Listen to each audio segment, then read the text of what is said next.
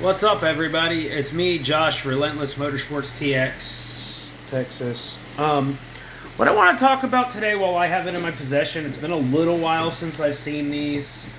I wish I'd see them more often because, I just want to make sure that people do stuff the right way. It really bothers me when people don't. So, what we're working on today is a Toyota Soarer scroll dash. It's a digital dash found in basically a right-hand drive Lexus SC300 or 400. This one, in theory, would be a 300. It's got a 6-cylinder in it. But anyway, it's got a 1JZ GTE. So, these use surface mount capacitors, which look like these things here. Let me get one out.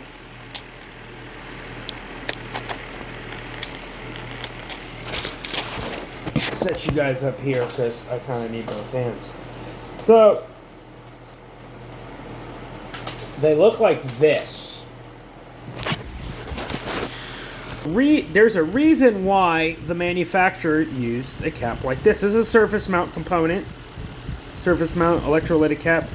These you would float on with solder paste and this bad boy right here, hot air gun. You're not supposed to use caps like this that are soldered on. So what they did, I think it's clever what they did. And in theory, I mean, it would work if they did a good job of it, but it's still not proper, and that's why it failed. They used the base of the original cap because these plastic bases come off. As you see, they've melted the ever-loving dog snot out of it. And, yeah. That's nasty. They also damaged the pad. This is for probably using a soldering iron. Look at that. It's still connected. I can make it work. But it's a very delicate joint. I'm going to have to use potting epoxy around it to secure it.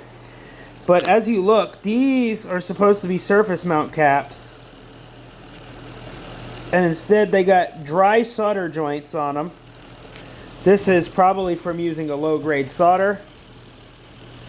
It's all bubbled up, snotted up. That's not good. And then we got this guy here where the solder joints literally, whoa, find us in it.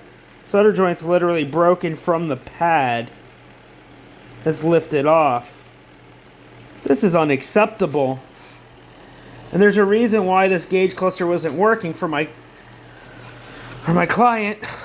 It wasn't working because the fuel display or temperature display wasn't reading, wasn't showing.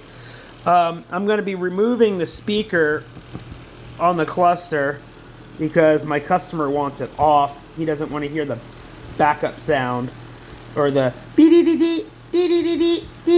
when the key's out. So I'm going to remove that, and if he wants it at a later time, I can put it back on for him.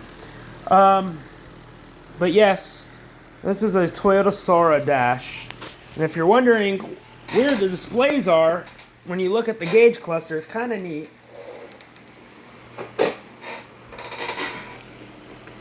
I don't want to touch it without gloves on, but there's a mirror in here.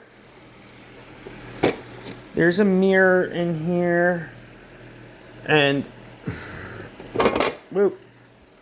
I really don't want to touch it without gloves on. I could touch it on the edges, but I don't want to damage it too much. Or damage it at all, I should say. So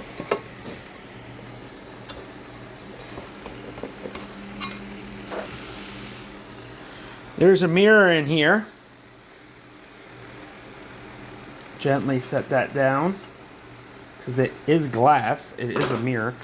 It's a mirror, and your displays are actually up in the top hood, and they reflect down on that. There's also other circuit boards up here that need to be addressed, as you can see. But guys, Just like your ECUs, there's a right way to do stuff and a wrong way to do stuff. Choose wisely.